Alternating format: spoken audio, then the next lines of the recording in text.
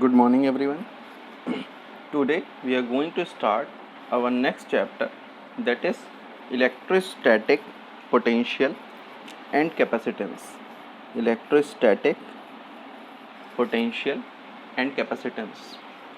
In this topic, we will learn about electrostatic potential energy, capacitance, and their applications. See, first topic is electrostatic potential energy. What is electrostatic potential energy? Like the potential energy of a mass in a gravitational field, we can define electrostatic potential energy of a charge in an electrostatic field. मतलब जैसे हम gravitational field में electrostatic potential energy को define करते थे, gravitational potential energy को define करते थे, वैसे ही इलेक्ट्रोस्टैटिक पोटेंशियल एनर्जी को हम इलेक्ट्रोस्टैटिक फील्ड में किसी चार्ज के ऊपर लगने वाली चार्ज में stored electrostatic potential energy define कर सकते हैं. ठीक है, so let's start with this topic. Firstly, for the sake of simplicity, let us assume that electrostatic field E, an electrostatic field E is due to charge plus Q, a charge plus Q which is placed at any origin of any XYZ axis is placed, and due to this plus Q charge some electric field E vector is generated. Alright, let a small charge plus Q, which is test charge small q, alright, be brought from a point A to point B. Consider this initially at point A, this initially at point A, this is plus Q, test charge, and this has taken from A to any point B, here to here, a very small distance dr, under the influence of this plus q charge electric field. मतलब plus q charge का कुछ एक electric field होगा जो field lines बाहर की तरफ होंगी, इसका इन्फ्लुएंस इस छोटे वाले चार्ज पे पड़ेगा और इसी फील्ड में हमें A से B तक चार्ज को लाना है. Alright, see, we shall assume that the test charge plus q is so small that it does not disturb the configuration of this charge plus q at the origin. Further, one more thing, see, this plus q charge is continuously applying the electrostatic force on this small plus q charge. Alright, that is, we know electrostatic force. Alright, consider this electrostatic force which is continuously applying from plus q to this plus q, small plus q. In which direction? Outward. It will try to push this plus q charge outward. Alright, so consider that an external force F external we are applying. F external from in which direction? Obviously we will push it here. F external हम धक्का देके उसको इधर लाने की कोशिश करेंगे. Applied is F external is applied is just sufficient to counter the repulsive force, electrostatic force, that is repulsive electrostatic force. Consider this Fe. Fe is in which direction? In this direction Fe is working, F capital E, which is an electrostatic force generated by this plus q, and it will try to push this small plus q outward. But we are applying this external force जो हम अपने हाथ से लगा रहे हैं या किसी और बाहर फोर्स से लगा के इसको इधर की तरफ कर रहे हैं छोटे वाले चार्ज को. This is F external force जो हम बाहर से लगा रहे हैं, और ये Fe जो ये फोर्स जनरेट कर रहा है. Alright, this is applied on the q charge, this is also applied on the plus q charge, so that net force हम इतना ही एक्सटर्नल फोर्स लगाएं कि नेट फोर्स जो हो वो हमारा ज़ीरो हो. मतलब इक्वली बहुत ना बहुत F एक्सटर्नल को इतना ज़्यादा लगा देना है कि ये इधर काम करने लग जाए नेट फोर्स, ना ही इधर लगा इतना कम लगाना है कि एक्सटर्नल जो रिजल्टेंट फोर्स हो वो बाहर की तरफ हो जाए. अब इसका फ़ायदा क्या होगा? अगर हमने, चूँकि ये Fe तो हमेशा कांस्टेंट रहने वाला है, जैसे जैसे मतलब देखिए जैसे जैसे हमारी डिस्टेंस बदलेगी वैसे वैसे Fe क्या होगा, बढ़ता जाएगा इधर की तरफ. तो वैसे वैसे हमें जैसे जैसे पास लाना है वैसे वैसे अपना F एक्सटर्नल भी इतना ही बढ़ाना है जितना Fe के बराबर रहे. किसी भी पॉइंट पे Fe और F एक्सटर्नल बराबर रहे. इसका फ़ायदा क्या होगा कि ना नेट फोर्स इधर काम करेगा ना नेट फोर्स उधर काम करेगा. So it will ultimately place q in such position that it will not accelerate in any direction, not deaccelerate or not accelerate. It means we are trying to move q charge from here to here or from here to in this direction towards the field without acceleration. It is very important. So q charge is moving from A to B without any acceleration. It is very important. So we have to write it, q is moving without acceleration. ये हमेशा याद रखिए, अब इस चीज़ को हमें आगे हर जगह यूज़ करना रहेगा. Alright, so in this situation work done by external force is negative of work done by the electric force. obviously F external हमेशा FE का negative होगा क्योंकि FE इधर काम करेगा और F external इसके बराबर तो होगा लेकिन opposite direction में, तो F external will be directionally opposite to the FE. alright, and obviously the electric force will take the test charge plus q away from the source charge plus q, ये जो बाहर भेजना चाह रहा है electric force.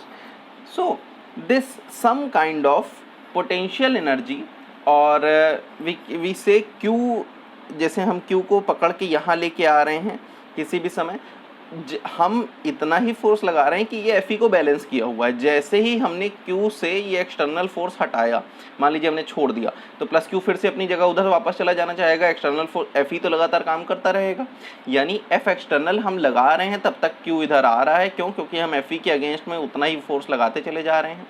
लेकिन जैसे ही हमने F एक्सटर्नल हटाया, ठीक है, वैसे ही क्या शुरू हो जाता है, Q उधर मूव करना शुरू हो जाता है. ठीक है, तो इसका मतलब जैसे जैसे हम Q इधर लेके आते हैं वैसे वैसे एक पोटेंशियल एनर्जी इस Q चार्ज में स्टोर होती जाती है. कहाँ स्टोर होती है पोटेंशियल एनर्जी? Q चार्ज में. इसी पोटेंशियल एनर्जी को जो इलेक्ट्रोस्टैटिक फील्ड के कारण जनरेट हो रही है, फील्ड के अगेंस्ट ला रहे हैं तब जनरेट हो रही है, इसी को कहते हैं electrostatic potential energy. So this plus Q will store some kind of potential energy due to the presence of this F external F electrostatic force, which we are countering with F external force. So how much will be this electrostatic potential energy? It will simply be equal to the work done by the external force applied to moving charge Q from here to any point here. Alright, so we will write this electrostatic potential energy in numbers as follows. The work done in moving from A to B, work done is equals to force into displacement. If I say मैंने बहुत छोटा सा A से B बहुत छोटा सा displacement किया, तो A से B तक में फोर्स कितना लग रहा था, हमने कितना फोर्स लगा के किया, F एक्सटर्नल फोर्स लगा के किया. तो F external force D W, मान लीजिए बहुत छोटा सा फोर्स है जो A से B तक लाने में काम कर रहा है, d W A to B. ठीक है, d W A to B F external force के कारण है. F एक्सटर्नल फोर्स तो एक वेक्टर है ना, तो वेक्टर और डॉट प्रोडक्ट ऑफ जो डिस्प्लेसमेंट चले, डी आर डिस्प्लेसमेंट हम मूव कर रहे हैं तो D R is also a vector. Alright, so it will experience this work done. तो Q में यही वर्क डन स्टोर हो जाएगा जो F एक्सटर्नल के कारण होगा. ठीक है, तो ये वर्क डन कहाँ स्टोर होगा? Q में. अब अगर ये पॉइंट B यहाँ ना हो के यहाँ यहाँ यहाँ कहीं भी हो सकता है तो हम इसको इंटीग्रेट कर देते हैं. तो so total work done from A to B, जो छोटे छोटे डिस्प्लेसमेंट्स को अगर B कहीं पे भी हो सकता है, B DR नहीं, बहुत लंबी डिस्टेंसेस पे हो सकता है, तो WAB we can simply write it as the total displacement from A to B integral F external dot DR. work done from A to B, F external dot dr. But this F external is we are applying from outside. We need to represent this work done in the form of this electrostatic force, and simply we know this F external is always for this condition to be satisfied. Q पे acceleration नहीं रहना है. इस condition को satisfied होने के लिए क्या ज़रूरी है? F एक्सटर्नल का F इलेक्ट्रोस्टैटिक फोर्स के बराबर होना किसी भी समय में ज़रूरी है, लेकिन डायरेक्शन हमेशा उल्टी होना यानी माइनस साइन के साथ. So we can write this as A to B minus of F external force dot dr. So it is our required work done. This work done will be stored in this charge as potential energy.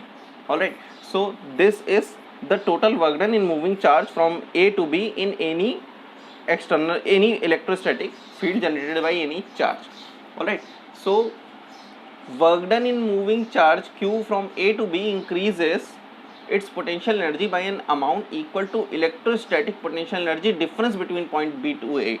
See, देखिए यहाँ पे जब हम यहाँ से यहाँ बढ़ रहे हैं, ए में पोटेंशियल एनर्जी कम रही होगी, जैसे हम यहाँ शिफ्ट हुए तो और पोटेंशियल एनर्जी बढ़ी, है ना, यहाँ शिफ्ट हुए और इलेक्ट्रोस्टैटिक पोटेंशियल एनर्जी बढ़ी, तो वर्क डन कितना हुआ, यहाँ पे इलेक्ट्रोस्टैटिक पोटेंशियल एनर्जी जो रही होगी क्यू चार्ज के पास ए पॉइंट पे वो रखे रहो, उसके बाद मान लीजिए यहाँ पहुँचे तो किसी और चार्ज बी पॉइंट पे पहुँचे तो वहाँ इलेक्ट्रोस्टैटिक पोटेंशियल एनर्जी कुछ और रही, तो प्रीवियस वाली को घटा देगा इस वाली में से, तो यहाँ से यहाँ तक चलने का वर्क डन आ जाएगा। हाँ, तो वही हम लिख रहे हैं कि इलेक्ट्रोस्टैटिक पोटेंशियल एनर्जी डिफरेंस क्या होता है, the electrostatic potential energy difference between 2 points B and A is defined as the minimum work required to be done by an external force in moving without acceleration a test charge q from A to B. Alright, इसमें कोई दिक्कत है? Electrostatic potential energy difference between 2 points B and A is defined as the minimum work required to be done by an external force in moving without acceleration a test charge q from A to B. अब ये कितने के बराबर हो जाएगी, किसके बराबर हो जाएगी, मान लीजिए इलेक्ट्रोस्टैटिक पोटेंशियल एनर्जी हमें निकालनी है ए से बी के बीच की, ए से बी के बीच में कितना वर्क डन हुआ, यही होगा हमारा इलेक्ट्रोस्टैटिक पोटेंशियल एनर्जी डिफरेंस जो इस केस के बीच में हुआ। तो ए में जब थी तो पोटेंशियल एनर्जी कितनी थी, यूए थी पहले से जो स्टोर थी क्यू में, जब बी पॉइंट पे पहुंचे तो इलेक्ट्रोस्टैटिक पोटेंशियल एनर्जी बी थी, तो इन दोनों का difference will be stored as work done between work done in moving a charge from A to B in an external field of of E, है ना, generated by plus Q charge. So this is the electrostatic potential energy difference we are defining here. Alright, तो बस simple है कि किसी भी अगर external charge में कोई बाहर से कोई और चार्ज लाते हैं तो वो चार्ज एक्सटर्नल चार्ज के फील्ड में कोई बाहर से चार्ज लाते हैं तो उसको एक फोर्स फील होगा, उस फील्ड में हमें अगर वो अपना टेस्ट चार्ज लेके आना है तो हमें कुछ एक वर्क डन करना पड़ेगा, और वो वर्क डन किस फॉर्म में स्टोर होता है, इलेक्ट्रोस्टैटिक पोटेंशियल एनर्जी की फॉर्म में स्टोर होता है, जिसको हम इस तरह से रिप्रेजेंट करते हैं। ऐसा ही हमने ग्रेविटेशनल फील्ड में भी देखा था, वहाँ ग्रेविटेशनल फोर्स होता था, ग्रेविटेशनल फोर्स के अगेंस्ट लाते थे, लेकिन इंपॉर्टेंट क्या है कि हमें एक्सेलरेशन के बिना लाना है, यानी किसी भी समय बाहर से लगाया हुआ फोर्स उस ग्रेविटेशनल फील्ड के कारण वाले फोर्स के हमेशा बराबर होना चाहिए। तो ये तो दो डेफिनेशंस थी। अब इसके आगे जो एक इम्पॉर्टेंट पॉइंट है, this work done depends only on the positions of initial and final point see. Again जैसे हमने ग्रेविटेशनल फोर्स में देखा था कि वो कंजर्वेटिव होता था 11th क्लास में, वैसे ही this work done depends only on the position of initial and final points. It does not depend on the path chosen in going from one point to the other. मतलब अभी अगर हम ए से B तक आना चाहते हैं, हमने ये स्ट्रेट पाथ चूज़ किया, हम यहाँ से यहाँ भी आ सकते हैं, यहाँ से यहाँ भी आ सकते हैं, ठीक है ना, किसी भी एक पाथ को चूज़ करके from A to B we are moving. So this work done does not depends on the path chosen, it depends only on the final position and initial position. Alright, so this work done is only depending upon the position. Alright, so this work done is a point function, जो हम लोग आगे भी पढ़ेंगे और पीछे भी हमने कभी पढ़ा है, ठीक है। तो ये तो इलेक्ट्रोस्टैटिक पोटेंशियल एनर्जी था। अब इसको इलेक्ट्रोस्टैटिक पोटेंशियल एनर्जी एक चार्ज की डिफाइन करना हो तो कैसे डिफाइन करेंगे? Electrostatic potential energy of a charge q at a point B in an electrostatic field due to any charge configuration as the work done by the external force equal and opposite to electric force, ये हमने पहले बताया, in bringing the charge q from infinity to that point without any acceleration। अब देखिए यहाँ पे जब हमने पहले दो इलेक्ट्रोस्टैटिक पोटेंशियल एनर्जी डिफरेंस की बात की तो एक पॉइंट से दूसरे पॉइंट की बात की, लेकिन अगर हम कहें कि इस किसी एक चार्ज कन्फिग्रेशन, यहाँ पे मान लीजिए कोई एक कन्फिग्रेशन है चार्ज का, मैं बाहर से कोई टेस्ट चार्ज लेके आना चाहता हूँ, ठीक है, तो उस बाहर से टेस्ट चार्ज को इस फील्ड तक लाने में जितना भी वर्क डन मैंने इनफाइनाइट से और यहाँ तक लाने में किया, जैसे हम ग्रेविटेशनल फोर्स में कहते थे कि इनफाइनाइट पे कहीं वो ग्रेविटेशनल फोर्स की वैल्यू 0 होती है, क्योंकि ऐसे तो ग्रेविटेशनल फोर्स कभी 0 होता नहीं है, लेकिन इनफाइनाइट पे हम मानते हैं, तो इनफाइनाइट पे ऐसे ही इलेक्ट्रोस्टैटिक फोर्स को भी हम 0 मानते हैं। तो इलेक्ट्रोस्टैटिक फोर्स को जब हम इनफाइनाइट से किसी एक, मान लीजिए एक कोई ये डिस्ट्रीब्यूशन ऑफ चार्ज था यहाँ प्लस क्यू चार्ज, टोटल इस चार्ज का इलेक्ट्रिक फील्ड यहाँ पे काम कर रहा था, ये आगे भी काम करेगा। लेकिन कहीं बहुत दूर पे कोई एक टेस्ट चार्ज था, उसको मैंने यहाँ से यहाँ तक लाया, और यहाँ से जहाँ इनफाइनाइट डिस्टेंस थी, जहाँ पे ये इसका फोर्स 0 था, वहाँ से यहाँ तक लाने में कितना वर्क डन करना पड़ा? That work done will be, the total work done will be stored as the electrostatic potential energy. और सबसे इम्पॉर्टेंट ये बात याद रखिएगा कि यहाँ से यहाँ तक में फोर्स 0 नहीं होता है, लेकिन हाँ मिनिमम होता चला जाता है। ठीक है, तो ये किस फॉर्म में स्टोर होता है? इलेक्ट्रोस्टैटिक पोटेंशियल एनर्जी के फॉर्म में स्टोर होता है। ठीक है, तो यही यहाँ पे डिफाइन कर रहे हैं, electrostatic potential energy of a charge Q at a point B in an electrostatic field due to any charge configuration as the work done by the external force equal and opposite to electric force in bringing the charge Q from infinity to that point without any acceleration। ये हमेशा याद रखना है कि acceleration नहीं लगना चाहिए, यानी अगर ये यहाँ पे इलेक्ट्रोस्टैटिक फोर्स E लगा रहा है, ये जो फील्ड है इस चार्ज डिस्ट्रीब्यूशन का, तो हम बाहर से अगर कोई एक्सटर्नल फोर्स F एक्सटर्नल लगा के इसको ला रहे हैं, तो ये किसी भी समय में ये दोनों यहाँ हैं, तो यहाँ पे भी FE और F एक्सटर्नल बराबर, यहाँ पे भी, और आपको पता है जैसे जैसे हम Q पास लाएंगे वैसे वैसे this FE value will increase, external ये इलेक्ट्रोस्टैटिक फोर्स इंक्रीज करेगा, तो F एक्सटर्नल को भी हमें इंक्रीज करते हुए लाना पड़ेगा, और इस केस में the total work done will B stored as electrostatic potential energy and the resultant force will be 0, so no acceleration will be there। अब देखिए क्वेश्चन हमेशा लड़के पूछते हैं कि आखिर अगर हम प्लस क्यू टेस्ट चार्ज की जगह minus q test charge use करें देन व्हाट विल हैपन।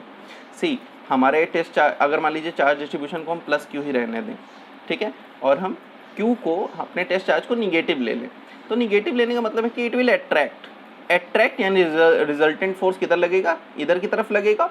लेकिन हमने तो ये सुना था कि विदाउट एक्सेलरेशन लाना है, so we have to make our external force in that direction, and that in case, मैं लिख देता हूँ, in case test charge Q is minus q, in case minus q, test charge हमारा minus q है, so F external will not be in this direction, F external will be in this direction. Why? क्योंकि F electrostatic उस minus q charge को खींचेगा, तो FE अगर इधर काम करेगा तो हमें F एक्सटर्नल को उधर लगाना पड़ेगा इक्वल एंड अपोजिट, क्योंकि तब ये तेज़ी से खींच के लाएगा, लेकिन हमें एक्सेलरेशन को तो 0 करना है, तो हमें खींचते हुए लाना पड़ेगा, कि मतलब हमें F एक्सटर्नल को ऐसा लगाना पड़ेगा कि ये इधर जाए तो, लेकिन रिजल्टेंट फील्ड फोर्स फिर से 0 हो जाए, और रिजल्टेंट फोर्स 0 हो जाएगा तो एक्सेलरेशन नहीं रहेगा, और तो हम चार्ज को बिना एक्सेलरेशन के यहाँ फील्ड तक ला पाएंगे, यानी फिर से हमें एक्सेलरेशन को 0 करना होगा।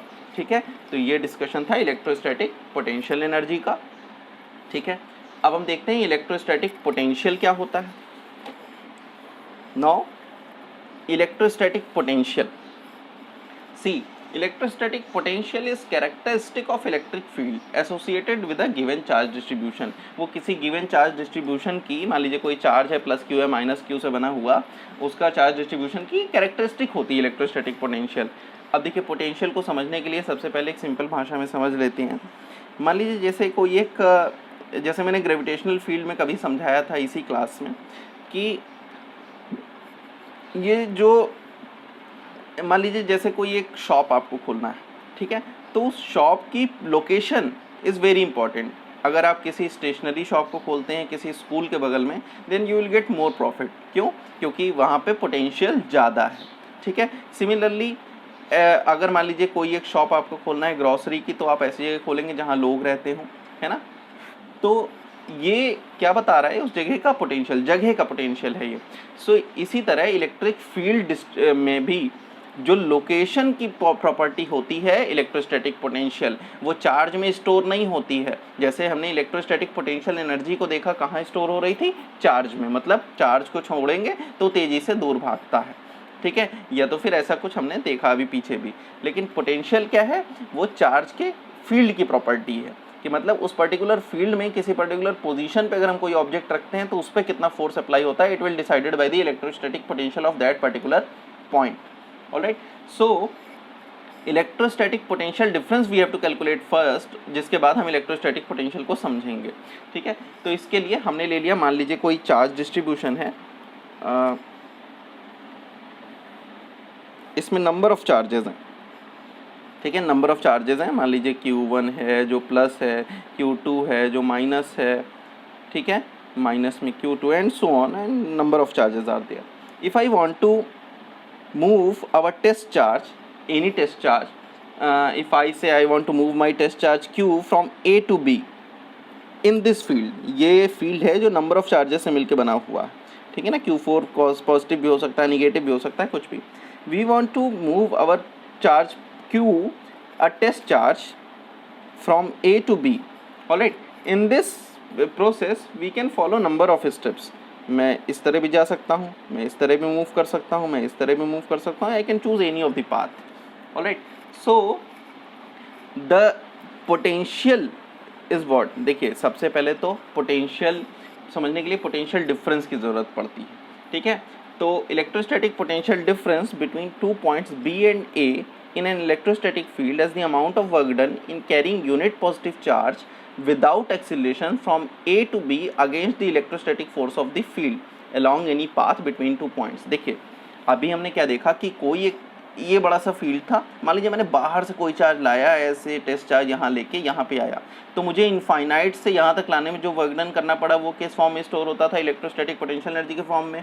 यस, तो मैंने मान लीजिए यहाँ तक लेके आया था कहीं बाहर से, मैं यहाँ से ऐसे लेके आ रहा था चार्ज और यहाँ फील्ड में लेके आया यहाँ तक, तो इस जगह पे मैंने कहा, या फिर मैं इसी की बात कर लेता हूँ कि मैं यहाँ से लेके आया यहाँ तक, तो इस पर्टिकुलर ए पोजीशन तक लाने में मुझे पोटेंशियल एनर्जी मेरी कितनी स्टोर हुई थी उस क्यू में, ए UA, ठीक है। अब अगर मान लीजिए कि एक इसी चार्ज को, सेम चार्ज को मैं यहाँ इनफाइनाइट से कहीं से मैं एक ही जगह B तक लाता, ठीक है, तो कितनी एनर्जी स्टोर हुई होती, UB मैंने नाम दे दिया, ठीक है, तो UB नाम दे दिया। सो ये वो पोटेंशियल एनर्जीज है। मैं इसी चार्ज डिस्ट्रीब्यूशन में, किसी भी एक चार्ज डिस्ट्रीब्यूशन में किसी टेस्ट चार्ज को अगर लेके आता, अगर मैं A पॉइंट तक लाता तो UA एनर्जी स्टोर हुई होती, B पॉइंट तक लाता तो UB एनर्जी स्टोर हुई होती। लेकिन अब मैं क्या कहूँगा, इलेक्ट्रोस्टैटिक पोटेंशियल डिफरेंस क्या होती है, electrostatic potential difference between 2 points B and A, it is the difference between 2 points B and A in electrostatic field as the amount of work done in carrying unit positive charge without acceleration from A to B। अब देखिए मैं A से B तक अगर, यानी इसी field में अब हमको अगर मूव कराना है A से B तक, तो जितना वर्क डन करना पड़ेगा that will be our electrostatic potential difference, ठीक है। तो अब हम देखते हैं ये कितना होगा। सिंपली जब हम A तक ला रहे हैं तो इतनी एनर्जी, B तक ला रहे हैं तो इतनी, अब हो सकता है B बड़ी हो सकता है A बड़ी हो, है ना। तो यहाँ से यहाँ तक मूव कराने में जो वर्क डन करना पड़ा that will be called electrostatic potential. But यहाँ पे क्या करना है, यहाँ डेफिनेशन में एक चीज़ और लिखी हुई है जो आपको मार्क करनी चाहिए, carrying unit positive test charge, unit. So electrostatic potential difference between 2 points B and A in an electrostatic field as the amount of work done in carrying unit positive test charge without acceleration। तो यहाँ पे unit positive test charge की importance क्या है, मतलब जो work done होगा वो UB माइनस UA होगा, हो सकता है पोटेंशियल एनर्जी यहाँ वाली ज़्यादा हो, ये वाली कम हो, या ये वाली कम हो, ये वाली ज़्यादा हो, so difference between these two. But the unit positive test charge, तो हमें यूनिट बनाने के लिए क्या करना पड़ेगा, इतनी एनर्जी तो किसके लिए थी, Q के लिए थी, तो यूनिट के लिए कितनी थी, तो Q से डिवाइड कर दें। So this will be the potential electrostatic potential and this can be written. अब देखिए डिफरेंस हमने पीछे पढ़ा कि वर्क डन के बराबर होता था, change in potential energy work done, तो difference in potential energy work done WAB we can write Q। क्यों, क्योंकि हमें यूनिट चार्ज के लिए अब करना है, तो यूनिट चार्ज के लिए यानी टेस्ट चार्ज की वैल्यू को डिवाइड करना है। तो ये हमारा क्या कहलाया, इलेक्ट्रोस्टैटिक पोटेंशियल। अब देखिए ये मैंने आपको बताया था ना, हम कोई भी पाथ चूज़ करें A से B, इधर से इधर कोई भी, तो ये वर्क डन पे असर नहीं पड़ेगा।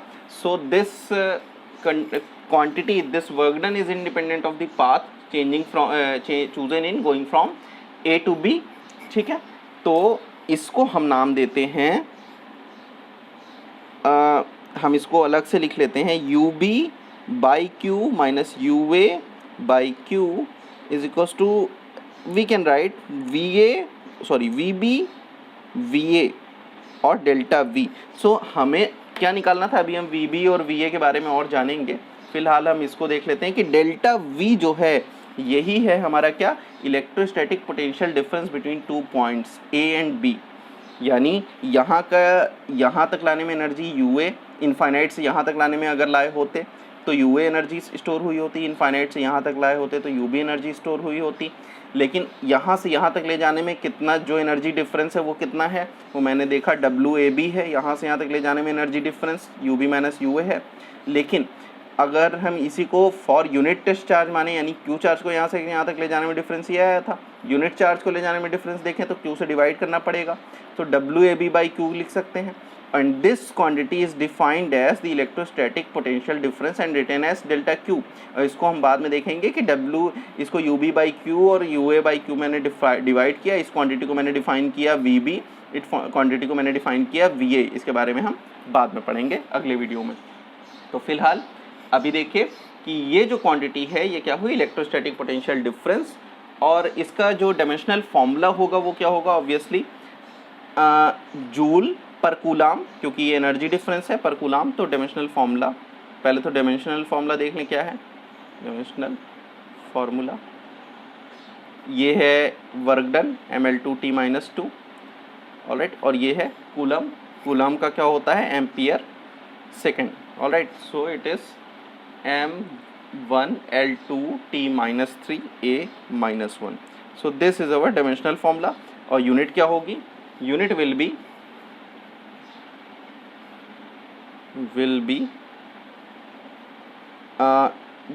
जूल पर कूलाम, और ये यूनिट एसआई यूनिट इसकी होती है वोल्ट। इसको बाद में देखेंगे 1 वोल्ट क्या है, जूल पर कूलाम और वोल्ट, ठीक है। तो ये वैल्यू हो गई हमारी, एसआई यूनिट हो गई वोल्ट, जो लिख सकते हैं जूल पर कूलाम, ये पोटेंशियल डिफरेंस की यूनिट होती है। पोटेंशियल डिफरेंस हमारी क्वांटिटी क्या है, electrostatic potential difference between 2 point B and A in an electrostatic field as the amount of work done in carrying unit positive test charge without acceleration, unit positive test charge without acceleration from A to B against the electrostatic force of the field along any path between the 2 points, alright. So for this video we have studied electrostatic potential energy and electrostatic potential difference. In next video we will see what is electrostatic potential and the other topics. Thank you.